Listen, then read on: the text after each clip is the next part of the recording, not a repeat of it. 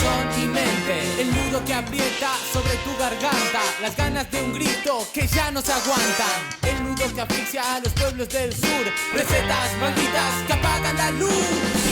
Muy buenas noches, así comienza Economía sin Corbata. Muy bienvenido Agustín Datel y José Nathanson. ¿Qué tal, Pablo? ¿Cómo vamos? Muy buenas noches.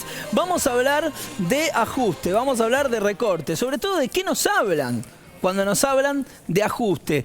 ¿Qué es lo que quieren ajustar? ¿Qué es lo que quieren recortar? Sí, porque muchas veces no se pronuncia la palabra ajuste, se pronuncia reasignación de gastos, readecuación de subsidios, etcétera, etcétera, aunque en el fondo subyace la palabra ajuste. Vos sabés que los economistas, aprovechemos que hoy Dateli está en minoría, digamos, los economistas son poetas también y muchas veces encuentran modos elípticos de referirse a eso para no decir ajuste. Cuando en realidad esquivan, efectivamente. Cuando en realidad de lo que se trata es de eso. Es de eso. Además, en muchos casos le esquivan porque tienen algún asesor que les lleva a no nombrar la palabra ajuste, porque todos entendemos, ya me parece a esta altura, de qué se trata el ajuste. Esto que vamos a tocar hoy, ¿de qué hablamos cuando hablamos de ajuste? Bueno, algo que nos afecta a todos. Cuando vos mirás lo que se llama el gasto público y ves todos los diferentes componentes que hay adentro, ahí vas a ver fuerte componente de jubilaciones, de gasto social, de programas que sirven para estimular la economía, para sostener el crecimiento, obra pública. Bueno, entonces, cuando quieren recortar, ¿de qué están hablando? Hoy lo vamos a ver con más detalle, pero en definitiva es algo que nos perjudica, nos afecta a todos, esas medidas de ajuste que muchos quieren naturalizar. De eso vamos a hablar en este programa. ¿De qué nos están hablando? Vamos a recorrer el discurso del recorte y del ajuste. Estamos todos con las tijeras listas, ¿no? Sí. Lo primero que tenemos es una excepción en este programa. Un testimonio de un hombre que tiene puesta una corbata. Algo que no se lo vamos a permitir a casi nadie. Pero en este caso es el ministro de Trabajo, Carlos Tomada, que habla sobre este tema. Vamos a verlo y arranca Economía sin Corbata.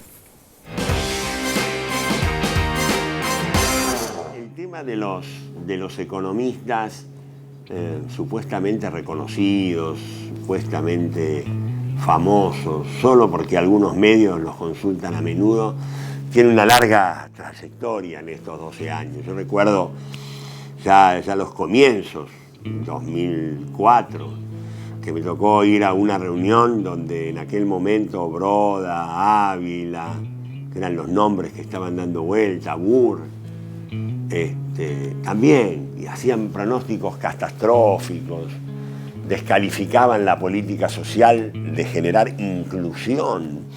El tiempo pasó, la Argentina hoy tiene 12 millones de argentinos y argentinas que están incluidos y que estaban excluidos antes de empezar nuestro gobierno. Quiero decir, no tenían derechos y hoy tienen derechos laborales, derecho a la jubilación, derecho a la pensión, derecho a la asignación universal por hijo. Argentinos que habían perdido toda esperanza con las políticas que esos mismos economistas habían puesto en marcha, habían avalado y habían fomentado. Ellos nos proponen, sobre todo en privado, en público no se animan tanto, pero cuando los vemos y podemos obtener esas declaraciones en privado, los escuchamos hablar otra vez de que las paritarias no sirven, de que son remedios fascistas. Otros planteándonos que las moratorias jubilatorias eran un gasto inútil. Hay que tener cara para decir que son inútiles cuando permitieron que millones de argentinos y argentinas accedieran a jubilaciones a las que no tenían derecho precisamente porque las políticas que ellos habían implementado le impedían acceder. Porque esto que quede claro, la Argentina que nosotros recibimos en el 2003 no es una Argentina salida de la nada. Es una Argentina que es implosionada como consecuencia de las políticas con las que ahora quieren volver. Por eso Broda, en una actitud casi melodramática, se pone como apesadumbrado diciendo, bueno, acabo de tener que hacer un shock. Un shock. ¿Saben lo que es un shock? Shock quiere decir que millones de argentinos se vuelvan a quedar sin trabajo. Shock quiere decir, vamos a ajustar, necesitamos que se asusten porque vamos a ajustar y necesitamos que estén asustados. Eso se llama disciplinamiento. Cuando ellos dicen esta cuestión de que es necesario ajustar las variables de la economía, cuando dicen irresponsablemente, vamos a bajar, nadie va a pagar ganancias a partir del 1 de enero, vamos a bajar las retenciones, vamos a bajar el gasto público. Perdón, ¿eso me pueden decir los efectos de esa medida? ¿Le pueden explicar a la sociedad qué quiere decir eso? ¿Le pueden decir cuántos millones de trabajadores van a quedar desempleados? Esperamos también que hayamos aprendido de que la respuesta a las crisis externas no es seguir la dinámica de esas crisis externas, es buscar la forma de primero defender los intereses de los argentinos. Y el primer interés de los argentinos para nuestro gobierno, el primer interés a defender es el empleo. Esa corbata. Queda claramente sembrada la inquietud y el debate. ¿Qué es lo que pasa después del ajuste? ¿Cuáles son los efectos? ¿Cuál es el país que tenemos por delante si lo que tenemos por delante es el ajuste y el recorte? Mira, lo que tenemos, si eso llegara a ocurrir, porque claramente estos economistas representan a un determinado sector, un sector concentrado que se vería beneficiado en caso de que este tipo de políticas, de evaluación, ajuste, etcétera, se llevaran adelante. Lo que ellos plantean es, si te pones a mirar, es muy interesante lo que planteaba el ministro, es la deshumanización absoluta de la economía. O sea, es que los números cierren, pero para un porcentaje muy chico de la sociedad y que el resto quede afuera. Y no importa, digamos, se quejan de, como bien explicaba, del tema de las jubilaciones, cuando quienes no habían hecho aporte fueron víctimas de un sistema. Acordemos que en la década del 90 se implementaba lo que era la flexibilización laboral para beneficiar a sectores empresarios en detrimento de los trabajadores. Ya no nos vamos a meter en eso, porque vamos a repasar todos los temas, porque es un discurso amplio. Te lo van metiendo por un lado, por el otro. Cada tema que van abordando está atravesado por la idea del ajuste, por la idea del recorte. Vamos a repasar todos los temas. Empezamos con un recorrido de archivos. ¿Qué es lo que dicen estos economistas? El arco político que responde a estas ideas. Empezamos por el tipo de cambio, por el dólar. A ver qué dicen. Para tener la competitividad en términos de tipo de cambio real, de la verdadera heterodoxia, que era el tipo de cambio real multilateral del 2003 a 2007, el dólar nominal tiene que ser 20,40. Bueno, eso se resuelve con una depreciación de la moneda que va más rápido que la inflación. Lo que pasa es que en la Argentina, cuando uno habla de depreciar el tipo de cambio, la gente se pone nerviosa. Nosotros tenemos la instrucción política de eliminar el cepo. A partir de diciembre no hay cepo y va a haber un gobierno comprometido en forma gradual de terminar con la inflación. Bien, esto es lo que dicen del tipo de cambio. Esto es lo que dicen que piensan hacer o quieren hacer con el dólar. Sí, recordemos, Pablo, que estamos en un contexto de campaña, todos sabemos, estamos en medio de una campaña electoral, faltan pocas semanas para las elecciones de octubre. Me parece interesante pensar cómo, en general, estos temas están ausentes del discurso de los principales candidatos, incluyendo a los tres con más posibilidad de ser presidente. Es una campaña en donde notoriamente, al menos desde mi punto de vista, se está hablando poco de economía. La economía se habla poco y, en general, no se están escuchando, claro, efectivamente, no se están escuchando definiciones fuertes, salvo alguna definición de Mauricio Macri que parece más como una especie de cuestión azarosa, como que se le escapó una definición que él en realidad no quiere pronunciar.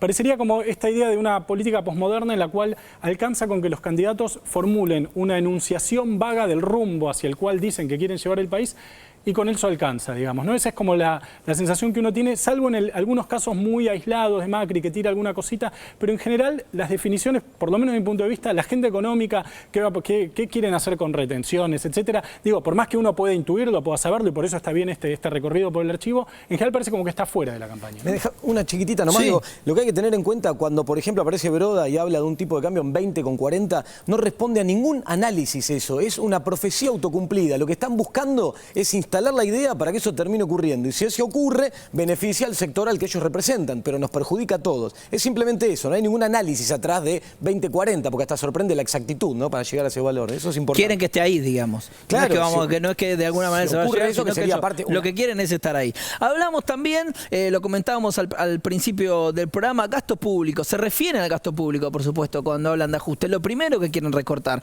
Vamos a ver qué dicen de eso. Y hay que mirar al derroche fiscal. Acá hay mucho derroche fiscal, mucho derroche de gasto público. No se puede gastar lo que está gastando el Estado. Acá hay 3 agujeros en el fisco. Uno es los subsidios, otro es la obra pública y el tercero son las remuneraciones de miles y miles de contratados que nadie sabe dónde está. La verdad que o este gobierno o el que venga va a tener que hacer un trabajo muy intenso en analizar el gasto público. El gasto público está llegando al 50% del PBI. Este es un gobierno que tiene un nivel de gasto, es un nivel de gasto muy ineficiente, un nivel de gasto muy corrupto. Me parece que ese es el problema fundamental. En el tema de los planes sociales también ha habido una cantidad de excesos que tienen que ver con el clientelismo político. Hay subsidios ridículos. Y tenemos que salir de esta locura de un gasto público siempre creciente con los ingresos reales absolutamente estabilizados desde octubre del año 2011.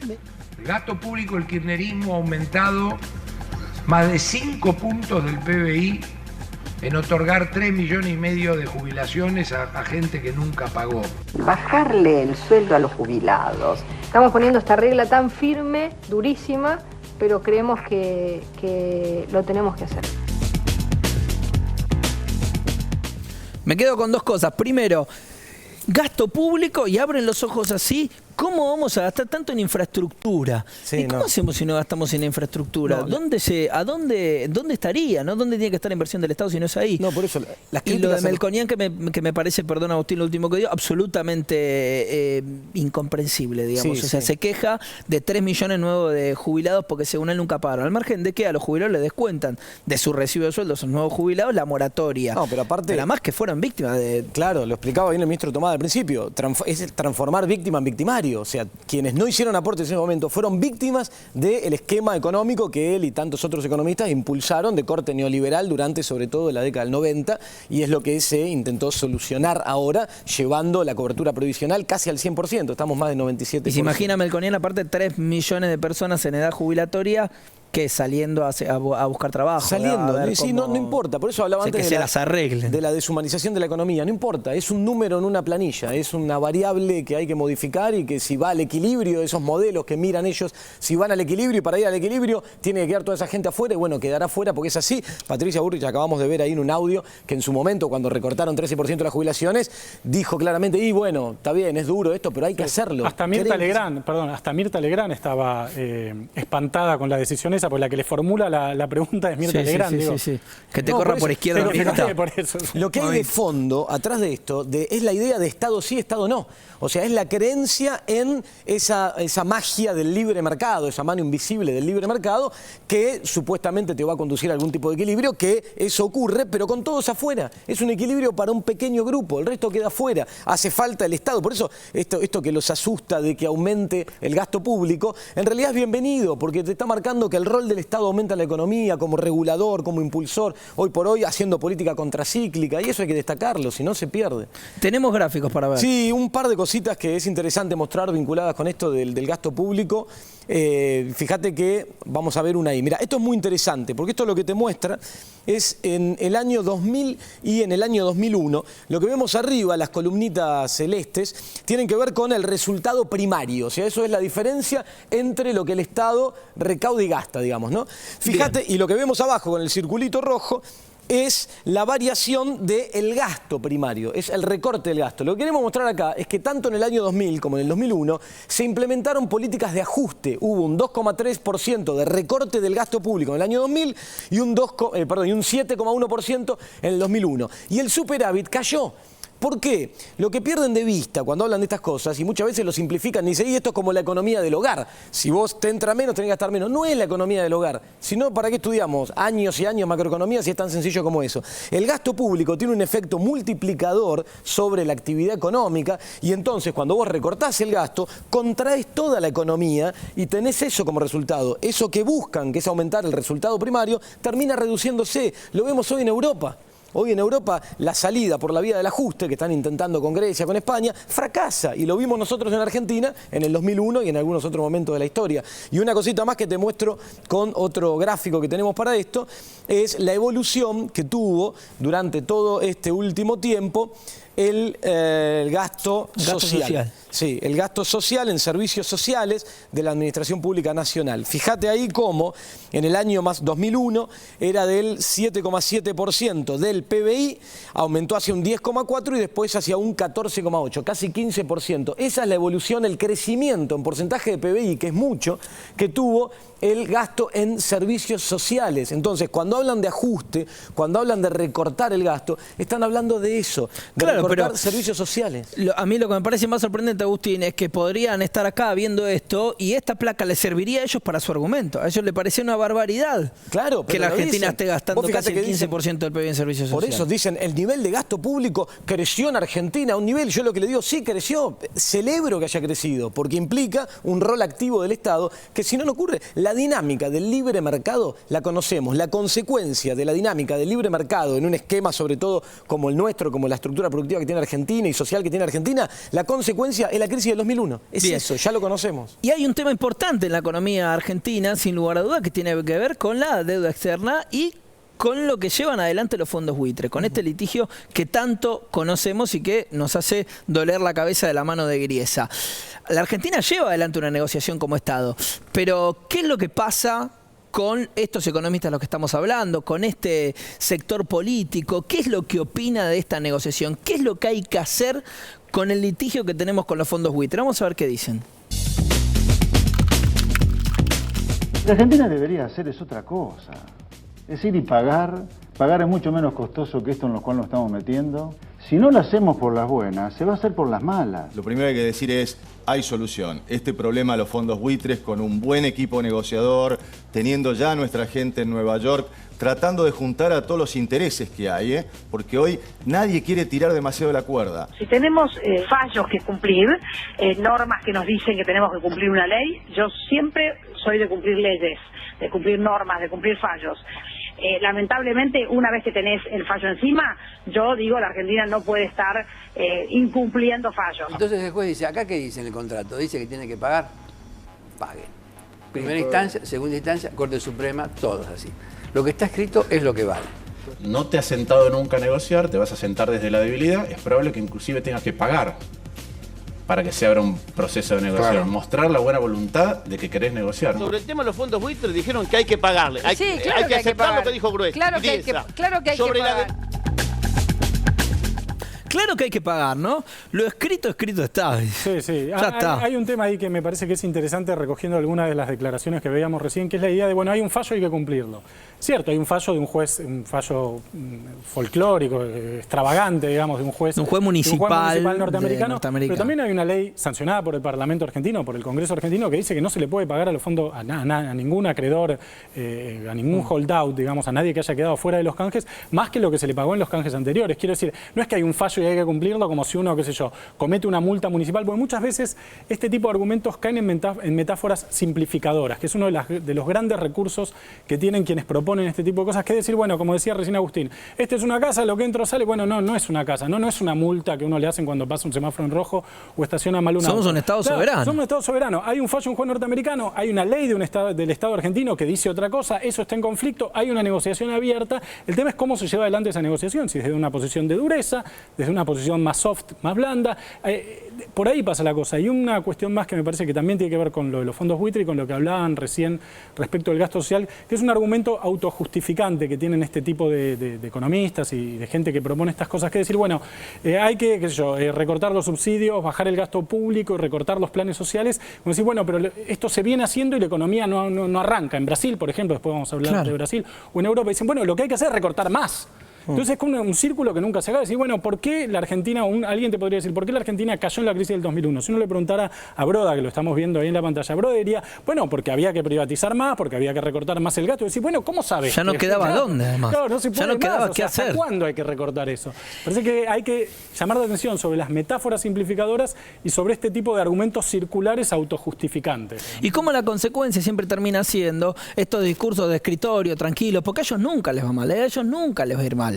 El problema lo podemos tener, ¿quién? Los trabajadores. El problema lo puede tener vos. Entonces vamos a ver qué opinan de las conquistas laborales. Mirá.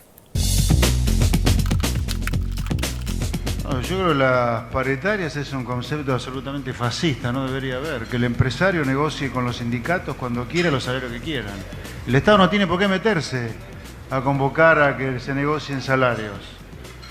Me parece que está completamente desnaturalizada la función del Estado en Argentina. La gente está canchera. La gente canchera se ha puesto conservadora, ha bajado el gasto, la gente tiene miedo de perder el trabajo. La gente a lo mejor está dispuesta a que le bajen un poco el salario. Al no poder devaluar, lo que tenemos que hacer es bajar los costos. Bajar los costos y los salarios son un costo más. Bajar los costos competitivos, nosotros tenemos que encontrar un encuadramiento ético en el cual cada uno esté dispuesto a cobrar lo mínimo que le corresponde por lo que hace. Agustín, sí. Fascistas son las paritarias. Sí, es de locos. Pero mira, vamos a entender la lógica que hay detrás de esto para que se quede clara. La cuestión es la siguiente. Llevamos adelante un ajuste. Si llevas adelante un ajuste, ¿qué pasa? Va a aumentar el desempleo. Por eso antes hablaba de la crisis del 2001 o lo que pasa hoy en Grecia o en España. Si aumenta el desempleo y además mi visión, como la que acaban de decir ahí ellos, su visión, es que no existan las paritarias porque el Estado no tiene nada que hacer en el medio, lo que estás haciendo es, en esa libre negociación entre trabajadores y empresarios, darle el poder de negociación al empresario, porque con desempleo vos perdés poder de negociación. Y ahí se bajan los salarios. ¿Y qué dijo recién el ingeniero Macri que acabamos de escuchar? El salario es un costo y hay que bajar los salarios y tienen que estar dispuestos los trabajadores a trabajar, a dar su fuerza de trabajo por el mínimo posible. Entonces ahí un acuerdo de dignidad. Aumenta la rentabilidad de la empresa. Ese es el modelo que está en la cabeza. Entonces, desde ese punto de vista, cierra, claro, ajuste, desempleo, negocio, aumento de la rentabilidad. Cierra perfecto. Para mí que lo no que le cierras del otro lado a todos los demás. Y lo que es interesante, que yo creo que es la lucha más difícil que tienen ellos si quieren llevar esto adelante, son las conquistas simbólicas en este sentido. ¿Qué es lo que sucede con las paritarias? Hoy por hoy es muy habitual que en cualquier dinámica de negociación tiene en cuenta la paritaria, digamos, aunque no sea un acuerdo colectivo. El psicólogo, el médico te dice, no, pero mirá que ya a esta fecha voy a aumentar un poco. ¿Por qué? Porque sabe que todo el mundo está negociando. ¿Y quién está negociando? El Estado. Aclaremos, Pablo, porque hay una declaración ahí, creo que de Spar, que dice que es un concepto fascista, que las paritarias no son un invento del kirchnerismo, digamos. Las paritarias, primero que tienen una larga historia de medio siglo en Argentina, pero además se aplican en todos los países del mundo. Digo, si uno va, las paritarias de los gremios con las centrales empresariales alemanas, por ejemplo, son paritarias durísimas en las cuales el Estado efectivamente cumple un rol de regulador, de árbitro en última instancia, de organizador del conflicto, de la tensión. Digo, salvo en Estados Unidos, que es un país que tiene algunas características muy particulares. En el mundo desarrollado, las paritarias son parte de la dinámica habitual del funcionamiento de la economía. No un invento que se les ocurrió acá. Y que tracciona todo, ¿no? Lo que decíamos recién, no es solo la mesa de negociación, sino todo lo que viene, el tipo que tiene un oficio, el carpintero, el casista, ya sabe que arranca el año y tiene que acomodar un poco su tarifa porque todo el mundo está en eso. Perdón, Agustín, seguimos, avanzamos. Nos metemos ahora con ¿qué? Con el recorte a los subsidios. ¿Esto qué significa? Hablamos de tarifas y les parece que la luz la estamos pagando muy barata, que el gas lo estamos pagando muy barato, que el transporte lo estamos pagando muy barato. Se habla de recorte de subsidios. ¿De qué hablan exactamente? Mirá. Van a tener que reducir grandemente los subsidios, lo cual tiene que permitir el sinceramiento de las tarifas. Subsidios tienen que ir al que lo necesita. No puede ser que yo en mi casa pague 100 pesos de gas. Está mal eso, porque yo podría pagar mucho más. No hay ninguna duda, esto lo que voy a decir es muy duro, pero es la realidad. No hay ninguna duda que la economía argentina requiere un ajuste de tarifas. Enfrentamos problemas de desequilibrio de precios relativos de una magnitud enorme, con la mayor atraso de tarifas de la historia argentina en los últimos 70 años. Es que hay más de 5,5 puntos del PBI que son subsidios económicos. Y yo diría 5,5 más 5,5, ahí tenés 11, te quedan 2 o 3 puntos que generan un grado de irritabilidad social muy alto. ¿Qué es ese otro 5,5? A mí me sorprendió eso, porque 5,5 y más 5,5, más 2, más 3, ahí llegó a 15, nadie sabe cómo.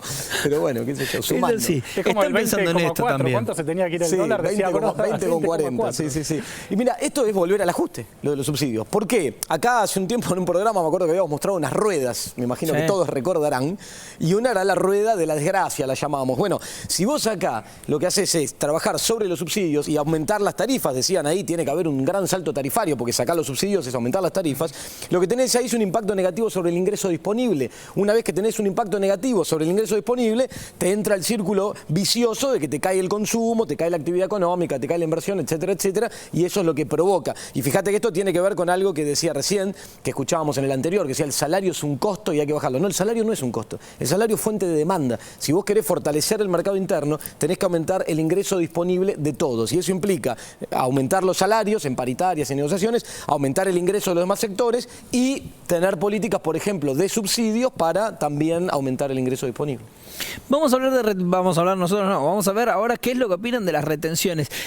Cortito, antes de ver el tape, Agustín, ¿para qué funcionan las retenciones? ¿Cómo se aplican las retenciones en Argentina? Mira, las retenciones en Argentina se aplican sobre las exportaciones del sector primario, digamos. Dentro de eso tenemos, digamos, diferentes cuestiones.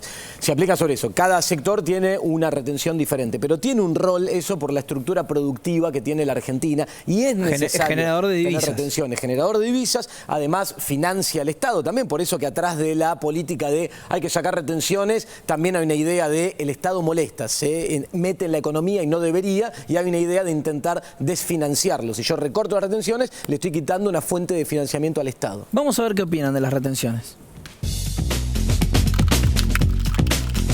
Que no va a haber ningún límite a la exportación de producción argentina. Y no va a haber retenciones a las economías regionales. Se acabaron los ROE y se acabaron las retenciones a las economías regionales. Por eso espero que a partir del 10 de diciembre el primer gran motor que va a tener este país va a ser el campo. No tiene que haber retenciones. Es más, yo pondría en la Constitución que tiene que haber 0 retenciones y 0 aranceles para importar también. Eliminación de ROEs, eliminación de retenciones a maíz, a girasol, a trigo y a todas las economías regionales. Mi mensaje es claro, sin duda. Quiero que siembren todo lo que puedan. Tenemos que exportar a partir del 10 de diciembre todo el trigo que podamos. Sin retenciones, sin límite. Sin retenciones, sin límite. Estamos hablando de ajuste, estamos hablando de recorte. Buscamos el testimonio de Carlos Heller. Vamos a ver qué es lo que nos dijo. Las declaraciones de Macri no son una novedad. En realidad, salvo un breve lapso donde intentó disfrazarse de nacional y popular, que fue luego de las elecciones de las PASO, él ha sido permanentemente un defensor del libre mercado, un enemigo de las regulaciones estatales y del rol del Estado. Dejar que sea el mercado el que determine, ya sabemos en qué termina. Termina en una devaluación, termina en una licuación del valor del salario y termina en un beneficio extraordinario para los sectores exportadores, principalmente para el complejo sojero. Si uno toma esas declaraciones que se hicieron tan famosas de Broda, Melconian y Esper, y lo junta con estos últimos dichos de Macri, va a encontrar, por ejemplo, que Melconian dice enfáticamente que se gastan 5,5 puntos del Producto Bruto Interno en pagar jubilaciones a 3,5 millones de personas que no hicieron aportes. Primero, no es cierto que no hicieron aportes porque en esos 3,5 millones de personas el promedio de aportes es de 11 años. Y por otro lado, también es mentira porque en realidad entran en una moratoria, comienzan a cobrar la jubilación, pero también comienzan a pagar todos los meses la moratoria para pagar lo que no aportaron en su momento. La otra cosa que dicen es que hay otros 5 puntos o 5,5 puntos que se gastan en subsidios. Los subsidios al gas, los subsidios a la electricidad, los subsidios al transporte, etc. Macri dijo hace un par de meses algo parecido a esto que dijo ahora. Dijo, si yo gano el 10 de diciembre, el 11 levanto el cepo. Y yo me acuerdo que en ese momento yo dije, Macri ha cometido un sincericidio, se le escapó que piensa hacer una gran devaluación para hacer algo que si uno busca en los archivos encuentra, que dice que hay que bajar los costos laborales. Yo digo, si alguien lo quiere entender, lo que proponen es que Argentina se parezca a Grecia.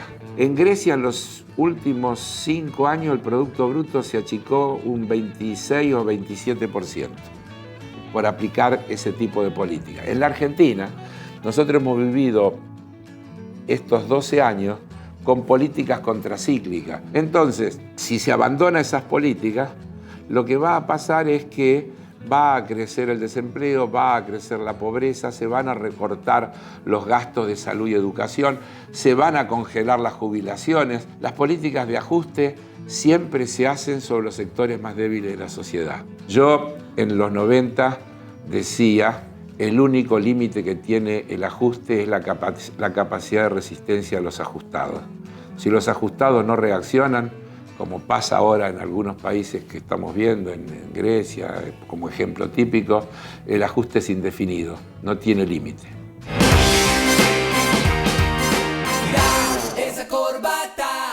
¿A dónde vamos si hay recorte? ¿A dónde vamos si hay ajuste? De eso estamos hablando.